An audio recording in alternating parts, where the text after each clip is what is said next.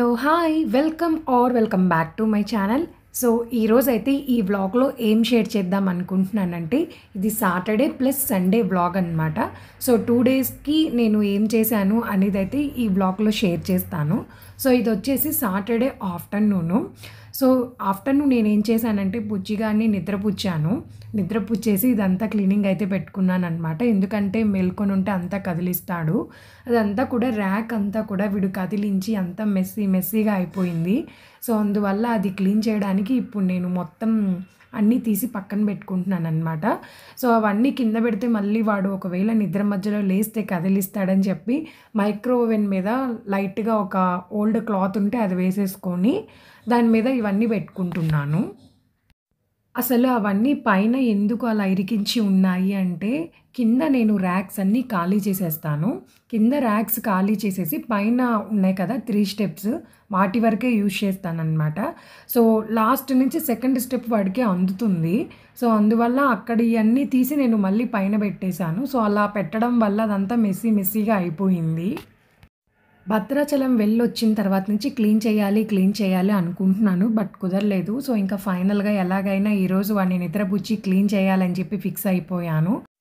నాకు అలా చూడ్డానికి మెస్సీగా ఉన్నా లేకపోతే చెత్తంతా ఇంట్లో ఉన్న నచ్చదనమాట. ఎప్పటికప్పుడు మొత్తం క్లీన్ చేసుకుంటూ ఉంటాను. నాకు తెలిసినంత వరకు ఇల్లు ఆర్గనైజ్డ్గా ఉండడము అంటే పనికి రానివి చెత్త అంతా కూడా తీసేసి బయటపడేయడమే. అప్పుడే మనకి ఇల్లు క్లీన్ చేయడానికి అండ్ ఆర్గనైజేషన్ టైం అనేది చాలా తగ్గుతుంది. ఉన్న వాటి వరకు నీట్గా మనం సర్దుకోవచ్చు. ఎందుకంటే పనికిరానివన్నీ ఇంట్లో ఉంటే మనం అవి సర్దుకోవడానికే మనకి టైం సరిపోతూ ఉంటుంది అండ్ చూడ్డానికి కూడా నీట్గా అనిపించదు.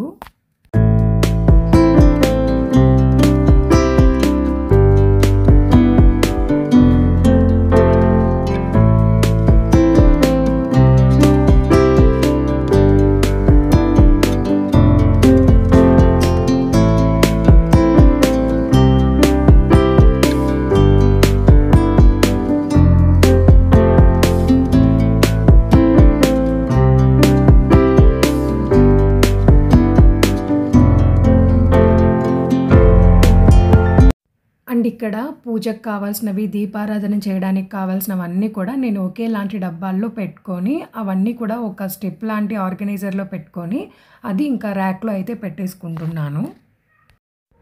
ఆ తర్వాత ఇంకా మిగిలినవన్నీ కూడా కింద ర్యాక్లో అయితే పెట్టుకుంటున్నాను. అండ్ ఇప్పుడు నేను భద్రాచలంలో ఏం కొన్నాను అనేది అయితే చూపిస్తాను. సో ఫస్ట్ నేను గోల్డెన్ టెంపుల్లో ఒక చందనం అయితే కొన్నాను. అది ఇక్కడ హైదరాబాద్లోనే కొన్నాను. తర్వాత భద్రాచలంలో ఏం కొన్నాను అంటే పసుపు కుంకుమ రాళ్ళు అయితే కొన్నాను. ఇవేంటంటే న్యాచురల్.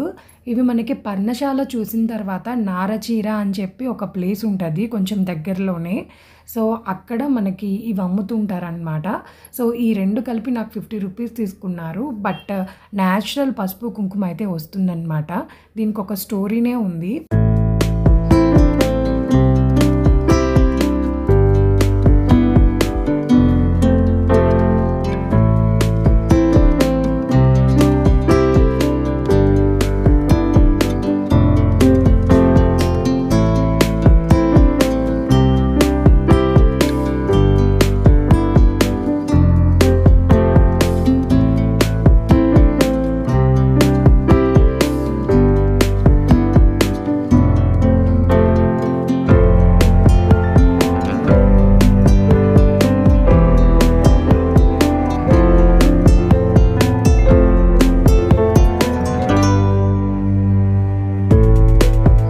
ఫైనల్లీ ఈ బ్యాగ్ నిండా వచ్చిందనమాట వేస్టేజ్. ఆ తర్వాత ఇంకా మనం దీపారాధనవి క్లీన్ చేసుకుంటూ ఉంటాం కదా వాటికి తుడుచుకోవడానికి క్లాతులు అయితే పెట్టుకుంటున్నాను. అండ్ దేవుడికి సంబంధించిన వెండివి ఏవైనా క్లీన్ చేయాలి అంటే నేను సపరేట్గా స్క్రబ్బర్ పెట్టుకొని దాంతోనే క్లీన్ చేసుకుంటాను. సో ఇంకా ఫైనల్గా లుక్ అయితే ఇలా ఉంది. చూసారు కదా స్టార్టింగ్కి ఇప్పటికి ఎంత డిఫరెన్స్ అయితే ఉందో. సో వేస్టేజ్ అంతా కూడా తీసేసాను. ఇప్పుడు చూడ్డానికి నీట్గా ఉంది. ఆ తర్వాత ఇంకా ఈవినింగ్ టైంకి స్నాక్స్ సింపుల్ స్వీట్ ఒకటి ప్రిపేర్ చేసుకుంటున్నాను. పచ్చి కొబ్బరి తురుము కొంచెం, కొంచెం బెల్లం అండ్ కొంచెం ఒక 1 స్పూన్ బియ్యపు పిండి, కొన్ని జీడిపప్పులు అండ్ ఇలాచీ పౌడర్ ఇవన్నీ కూడా రెడీ చేసి పెట్టుకోవాలి. ఇది చాలా ఈజీ స్వీట్. వంట రాని వాళ్ళు కూడా ఈజీగా చేసేయొచ్చు అండ్ టేస్ట్ కూడా చాలా బావుంటుంది. అండ్ ఇది బెల్లం, కొబ్బరితో చేసుకుంటున్నాం కాబట్టి హెల్తీ కూడా. సో ఫస్ట్ అయితే స్టవ్ ఆన్ చేసుకొని ఒక ప్యాన్లో కొంచెం ఆయిల్ వేసుకొని జీడిపప్పులన్నీ కూడా లైట్గా రోస్ట్ చేసుకోవాలి. నెయ్యి వేసుకుంటే ఈ స్వీట్కి మంచి టేస్ట్ అయితే వస్తుంది. దీనికి నేను ఆయిల్ అయితే యూజ్ చేయలేదు. సో తర్వాత ఏం చేయాలంటే బెల్లము అండ్ ఒక 1 స్పూన్ బియ్యపు పిండి, కొంచెం ఇలాచీ పౌడర్, ఇవన్నీ కొబ్బరి తురుము ఇవన్నీ కలిపి మనం మిక్స్ చేసుకోవాలి. చేసేటప్పుడు కొంచెం వాటర్ యాడ్ చేయాలి. కొబ్బరి తురుము సపరేట్గా తురుముకొని దీంట్లో యాడ్ చేయండి. కొబ్బరి ముక్కలు మాత్రం వేసి మొత్తం ఒకేసారి తురుముకోవద్దు, అప్పుడు అక్కడక్కడ ముక్కలు ఉండిపోతాయి. మిక్సీకి వేసుకున్న దాన్ని సేమ్ బాండీలో ఒకసారి బాగా రోస్ట్ చేయాలన్నమాట. బాగా మిక్స్ చేస్తూ ఉండాలి. మీరు హై ఫ్లేమ్లో పెట్టి మిక్స్ చేయకూడదు, మీడియం ఫ్లేమ్లో పెట్టి బాగా మిక్స్ చేసుకుంటూ ఉండాలి. హై ఫ్లేమ్లో పెడితే అడుగు అంటిపోతుందన్నమాట. సో అందువల్ల బాగా మిక్స్ చేసుకున్న తర్వాత ఈ రకంగా వస్తుంది. టేస్ట్ మాత్రం చాలా బాగుంటుంది. ఒకసారి ట్రై చేసి చూడండి. అండ్ ఇది మనం ఇన్స్టాంట్గా అప్పటికప్పుడు ఒక 5 మినిట్స్లో చేసేసుకోవచ్చు. అండ్ నెక్స్ట్ ఇది వచ్చేసి సండే ఈవినింగ్ అనమాట. సండే ఈవినింగ్ మేము కొంచెం ఊరికే ఒకసారి మాల్కి వెళ్దాంలే అని చెప్పి బయటకైతే వచ్చాము. సో ఇది వచ్చేసి అశోక్ వన్ మాల్ అనమాట. చాలా పెద్దది. అక్కడంతా కూడా థీమ్ అలా సెట్ చేశారు. స్ప్రింగ్ సీజన్ వచ్చింది కదా అని చెప్పి. లుక్ అయితే చాలా బాగుంది.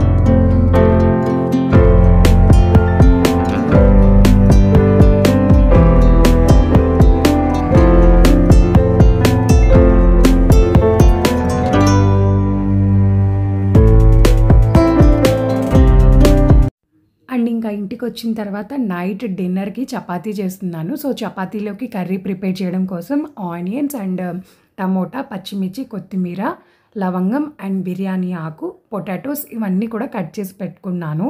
నేను చేసే కూర వచ్చేసి ఆలు కుర్మా అనమాట. చాలా ఈజీ. ఫస్ట్ అయితే మనం ఇలా అన్ని పీసెస్ కట్ చేసుకొని రెడీగా పెట్టుకున్న తర్వాత బాండీలో కొంచెం ఆయిల్ వేసేసి మనం బిర్యానీ ఆకుని అండ్ లవంగాల్ని కొంచెం రోస్ట్ చేయాలి. అవి రోస్ట్ అయిన తర్వాత ఒకదాని తర్వాత ఒకటి వెజిటేబుల్స్ అయితే వెయ్యాలి. అండ్ చెప్పటం మర్చిపోయాను, అల్లం వెల్లుల్లి పేస్ట్ కూడా రెడీగా ఉంచుకోవాలి. మిడిల్లో యాడ్ చేయాలి.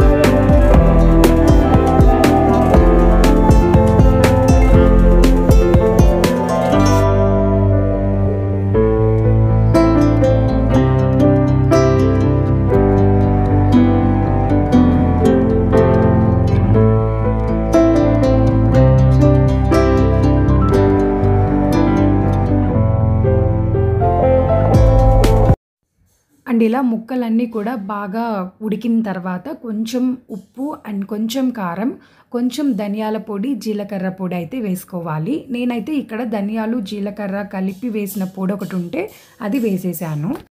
ఇందులో నేను బయట దొరికే ఎవరెస్ట్ మసాలా అవైతే ఏమీ యాడ్ చేయలేదు. జస్ట్ ఓన్లీ సింపుల్ ఇంగ్రీడియంట్స్ వరకే యాడ్ చేశాను. అండ్ ఇంకా ఫైనల్‌గా ఇలా అయితే ఉడికిపోయింది. ఉడికిన తర్వాత దీంట్లోకి కొంచెం కొత్తిమీరని మనం సన్నగా కట్ చేసుకొని అవి వేసేసుకోవాలి. ఇది చాలా ఫాస్ట్‌గా రెడీ చేసుకోవచ్చనమాట. టేస్ట్ కూడా చాలా బావుంటుంది. అండ్ ఇంకా ఆ తర్వాత చపాతీలైతే ప్రిపేర్ చేసేసుకుంటున్నాను.